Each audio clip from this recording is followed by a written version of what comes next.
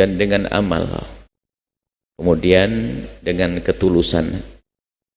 Sebab ada orang yang kalau masuk bulan Sya'ban yang muncul adalah mata merendahkan, sehingga memandang sebagian orang yang mengamalkan amalan di bulan Sya'ban dikatakan dia adalah sesat. Tapi di sisi lain memang ada orang yang berlebihan, membuat amalan-amalan dinisbatkan kepada baginda Nabi kadang-kadang, tapi bukan dari baginda Nabi. Jadi kita ingin berada di jalan yang kita duga, kita yakini kalau itu benar tentang bulan Sya'ban. Dan apa yang hendaknya kita lakukan di bulan Sya'ban? Bulan Sya'ban adalah bulan sebelum bulan Ramadan. Dari kata sya'b dan syi'ib. Sya'ab itu bercabang, sehingga kenapa disebut bulan Sya'ban? Dikatakan Sya'ban kan yatasya'abbu minhu khairun katsirun, dikatakan yatasya'ab, bercabang-cabang dari sesuatu tersebut kebaikan yang banyak. Syi'ib juga atau sya'ab, syi'ib itu dikatakan jalan yang berada di bukit-bukit, dimaknai jalan menuju kemuliaan. Itu secara bahasa. Yang jelas Sya'ban adalah satu bulan sebelum bulan Ramadan yang baginda Nabi kana yasumu Sya'ban kullah. Bahkan Nabi diriwayatkan pernah berpuasa di bulan Sya'ban seutuhnya atau sangat banyak puasa di bulan Sya'ban, itu riwayat dan sahih. Jadi bulan Sya'ban bulan menjelang Ramadan. Dan Nabi memperhatikan bulan Sya'ban. Nabi memperhatikan bulan Sya'ban. Sehingga sampai Nabi berpuasa di bulan Sya'ban, dikatakan riwayat Siti Aisyah, yasumu, Nabi itu berpuasa di bulan Sya'ban hatta naqula la yuftir. Saking banyaknya Nabi puasa di bulan Sya'ban sehingga sampai enggak pernah puas, seolah-olah enggak pernah bolong. Begitu banyaknya. Tapi Nabi juga pernah yuftir, pernah di bulan Sya'ban di tahun yang berbeda. Karena satu hal tentunya, Nabi enggak puasa di bulan Sya'ban, hampir tidak puasa semuanya. Jadi ada Nabi puasa hampir semuanya, di tahun yang berbeda Nabi hampir tidak puasa di bulan Sya'ban. Ini menunjukkan bahwa puasa bulan Sya'ban bukan sebuah kewajiban, dan Nabi pernah berpuasa, dan itulah yang namanya anjuran. Namanya anjuran sunnah, bukan wajib. Jadi kalau ada satu amalan pernah dilakukan Nabi kemudian Nabi meninggalkannya, itu menunjukkan kalau itu bukan sebuah kewajiban, tapi sesuatu kemuliaan karena Nabi pernah melakukannya. Kemudian riwayat tentang Sya'ban banyak sekali, tentang puasa di bulan Sya'ban banyak sekali. Ini kami hadirkan ini potongan atau nukilan dari buku. Jadi kami berharap yang dimiliki buku ini, segala permasalahan yang selama ini diperdebatkan kami hadirkan dalam buku ini, agar kita punya bekal, agar kita bisa mengerti menyikapi orang-orang yang berbeda-beda, yang kadang mudah membid'ahkan, menyesatkan. Apakah betul omongan itu? Sisi lain kita juga tidak masuk dalam wilayah berlebihan juga, punya amalan-amalan nggak jelas, itu juga tidak dibenarkan. Baik, tentang Sya'ban ini banyak riwayat-riwayat hadis tentang puasa di bulan Sya'ban.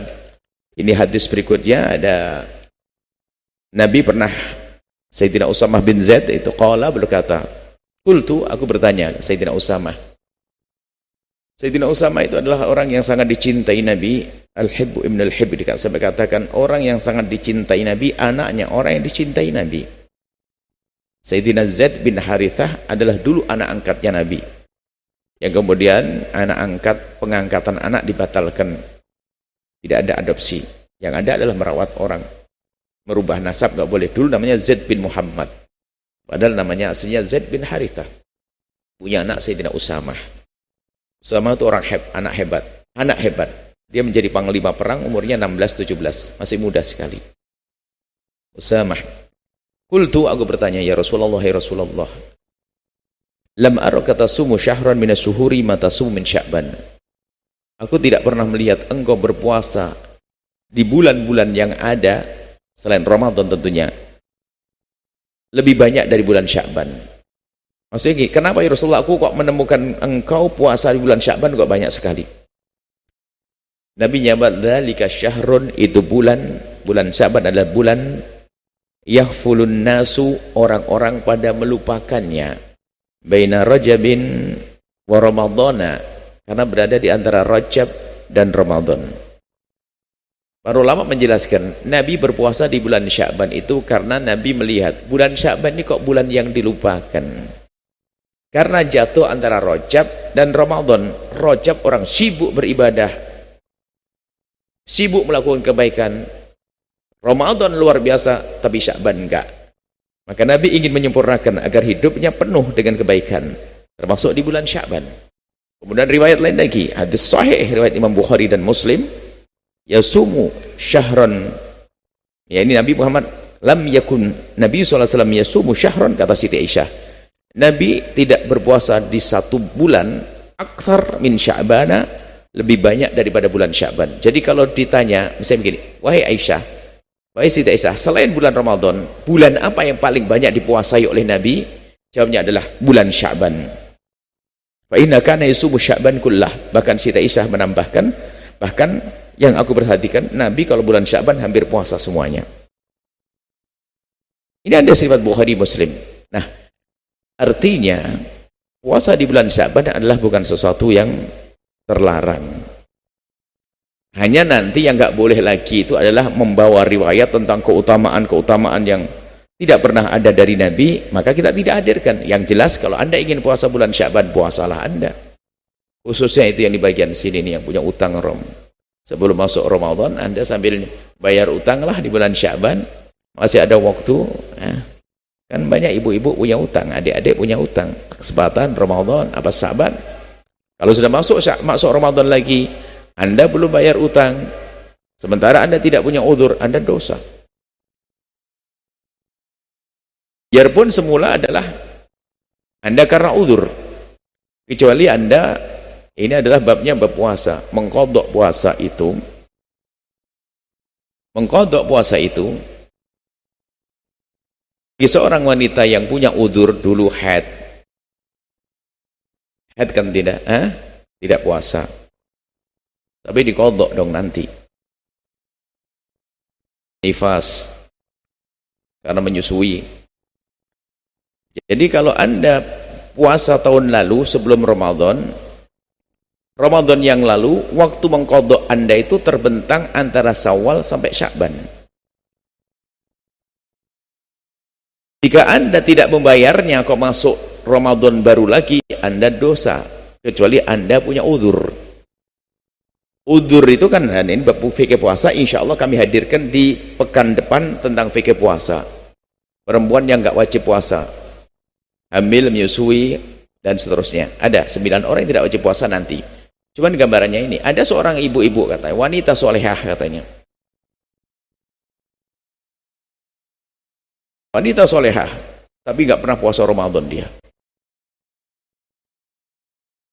Anaknya 13. Waktu hamil nggak puasa, hamil nyusui, hamil lagi nyusui, hamil lagi nyusui, 13. Jadi hidupnya antara hamil dan nyusui, hamil nyusui, hamil nyusui, nggak sempat puasa dia, nggak dosa dia. Jadi kalau Anda dalam setahun ini kok punya udzur, lalu Anda tertunda mengqadha Anda, maka tidak dosa. Tapi kalau Anda ini nganggur, hamil enggak, nyusui enggak, sakit enggak, bepergian juga enggak, Anda punya utang, kok enggak Anda bayar sampai masuk Ramadan berikutnya, Anda dosa. Sehingga utang Anda tetap utang, kemudian Anda membayar fidyah. Satu hari puasa 6,7 on bagi satu puasa yang Anda belum bayar tanpa udzur. Tapi kalau ada udzur nggak pakai fidyahan, kalau tidak ada udzur, tidak ada udzur. Kalau ada udzur nggak ada masalah. Yaitu tadi, karena hamil dia nggak kuat puasa, habis hamil menyusui, waktu mengqadha setahun nyusui, bayinya bayi sehat, sehingga seorang ibu lemes, nggak kuat, nggak puasa. Lalu nggak sempat mengqadha, nggak apa-apa. Jadi tolong yang nggak punya masalah, Anda segera qadha, mumpung ada waktu Ramadan ini. Baik. Kemudian ini masalah puasa. Kemudian masalah menghidupkan malam nisfu Sya'ban itu seperti apa sih? Menghidupkan malam nisfu Sya'ban, ada berita tentang keutamaan, kelebihan malam nisfu Sya'ban. Dalam satu riwayat dari Sayyidina Mu'adz bin Jabal, bahkan di para muhadditsin banyak mengatakan hadis sahih. Ani Nabi, dari baginda Nabi sallallahu alaihi wasallam, qala yattali'ullahu tabaraka wa ta'ala, Allah yang maha suci, maha luhur, maha mulia melihat ila khalqihi, kepada hambanya. Alani, setiap saat kan Allah melihat, tapi kalau sudah disebutkan Anda sudah melihat saya, kemudian saya katakan lihat, berarti ada sesuatu yang penting. Waktu Allah menyebutkan, Nabi Muhammad menyebutkan Allah melihat, berarti pandangan yang khusus. Lah pandangan khusus apa sih? Ilmu Allah atau apa? Apa pandangan khusus Allah kepada hambanya? Pandangan khusus Allah kepada hamba adalah curahan rahmat dan keberkahan dan pengampunan seperti yang disebutkan dalam hadis lain. Jadi yattali'ullahu tabaraka wa ta'ala, Allah melihat hambanya dengan pandangan yang khusus ila khalqihi lailatan nisfi min Sya'ban, setiap malam nisfu Sya'ban. Setiap malam di Sya'ban Allah melihat kepada hambanya dengan pandangan khusus. Wa yaghfiru, lah ini buahnya, li jami'i khalqihi, kemudian Allah akan mengampuni semua makhluknya, illa li musyrikin, kecuali orang yang menyekutukan Allah. Orang yang menyekutukan Allah nggak dapat tentunya dia. Au musyahin, atau orang beriman tapi dia punya masalah dengan saudaranya, rebutan waris belum beres dan sebagainya, punya dendam dengan saudaranya, musyahanah, kebencian, kedengkian, permusuhan, maka malam nisfu Sya'ban berlalu, dia tidak diampuni oleh Allah. Orang harus paham bahwasanya jika satu malam disebut sebagai malam istimewa, istimewanya bukan istimewanya malam itu, akan tapi apa yang kita lakukan di malam itu, kan begitu. Biarpun malam istimewa, kalau malam itu bermaksiat, apakah jadi istimewa orang tersebut? Tentu tidak. Ya, jangan salah, ada sebagian mengatakan ini yang mengingkari menghidupkan malam nisfu Sya'ban dengan kebaikan, mengatakan memang malam nisfu Sya'ban adalah malam istimewa, tapi bukan berarti kita harus punya amalan khusus di malam itu. Lah ini kan aneh jadinya. Adanya malam istiwa itu agar kita faham untuk kita istimewakan. Bagaimana mengistimewakan malam itu? Ya kita mendekatkan diri kepada Allah dong. Lakukan satu kebaikan, maka tingkatkan kualitas ibadahmu di malam nisfu Sya'ban.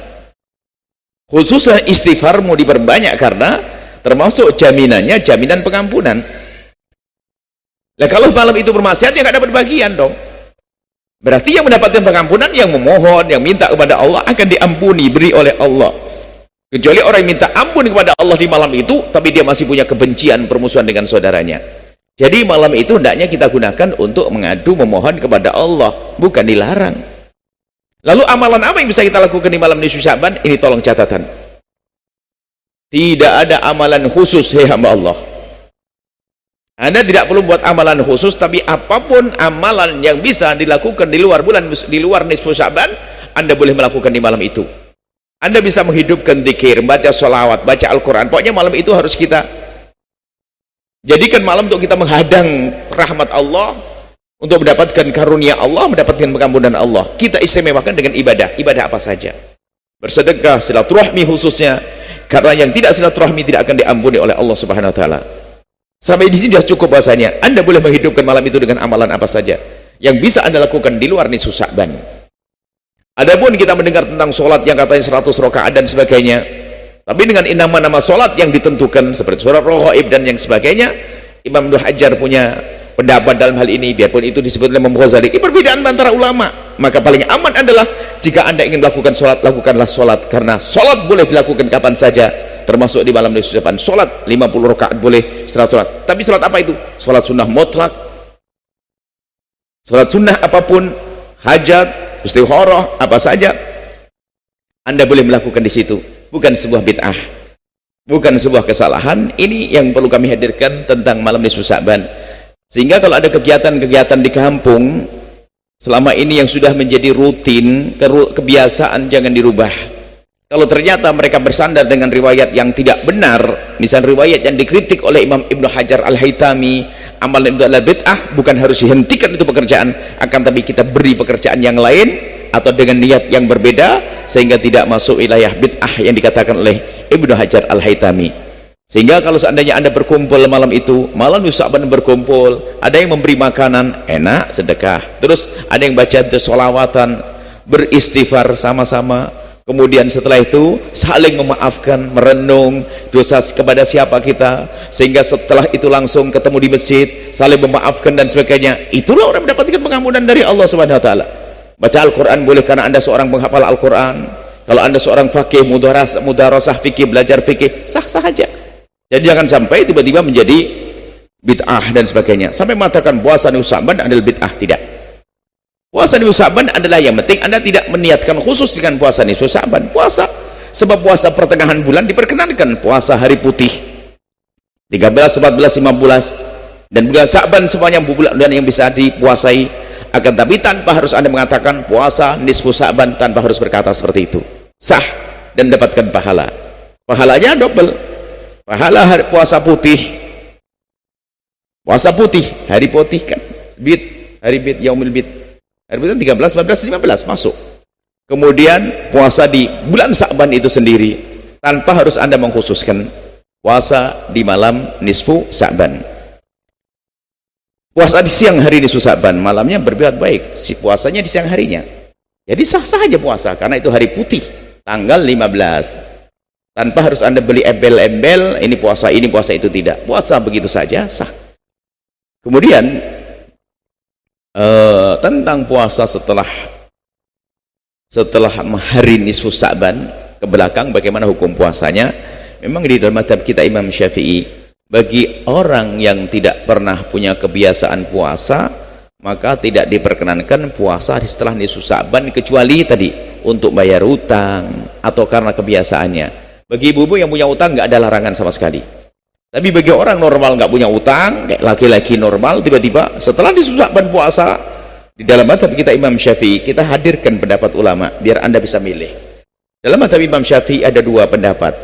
Pertama mengatakan haram, nggak usah puasa. Yang kedua adalah makruh. Ternyata jumhur ulama mengatakan tetap sunnah. Jadi Anda tidak usah bingung dalam hal ini. Sudah, kalau ingin puasa, puasalah, ya. Ingin puasa saja, dan caranya yang paling tepat adalah, ya, Nabi pernah menyebutkan la taqaddamu, jangan kau mendahului Ramadhana biyaumin aw wala biyaumaini. Kamu jangan mendahului Ramadan dengan puasa sehari atau 2 hari. Maksudnya di setelah nisfu Sya'ban jangan puasa sehari atau 2 hari. Illa rajulun, kecuali seorang laki-laki, kana yasumu sauman, kecuali satu orang berpuasa di sebelum nisfu Sya'ban. Jadi gini, kalau Anda pengen aman, biarpun menurut madhab Imam Syafi'i tetap saja diperkenankan Anda puasa, caranya Anda ambil sehari sebelum nisfu Sya'ban biar nyambung seperti itu. Kalau puasa Senin Kamis tetap nggak ada halangan. Jadi yang nggak boleh adalah, bagi yang mengatakan tidak boleh adalah Anda nggak pernah puasa, tiba-tiba setelah nisfu Sya'ban puasa, bukan bayar utang, bukan puasa Senin Kamis puasa, nggak boleh. Tapi yang mengatakan nggak boleh pun dalam mazhab Imam Syafi'i berbeda-beda. Imam Royani mengatakan adalah makruh. Bahkan sebagian dari ada umat mazhab Syafi'i mengatakan tetap sunnah seperti mazhab yang lain. Jadi nggak usah ribut. Sudah puasa juga enggak ribut, nggak dimasalah ini, ya. Kalau puasa ada pendapat, silahkan bayar utang dan seterusnya. Baik, ini saja maksud kami apa? Anda jangan gampang terpengaruh dengan sebagian orang yang punya heboh bulanan. Heboh bulanan ada, bulan Maulid heboh, bulan Rajab heboh, bulan Syawal nanti ada heboh lagi, Ramadan heboh, kemudian Sya'ban heboh. Anda tidak boleh ikut-ikutan itu. Bulan kita adalah bulan ilmu, dan sudah Anda terima ilmu insyaallah, sehingga yang mau puasa silahkan puasa, yang ingin punya amalan di malam nisfu Sya'ban, amalan apa saja boleh dilakukan di malam nisfu. Setelah Anda menyaksikan video ini, jangan lupa berselawat kepada baginda Nabi Muhammad sallallahu alaihi wa alihi wa sahbihi wasallam.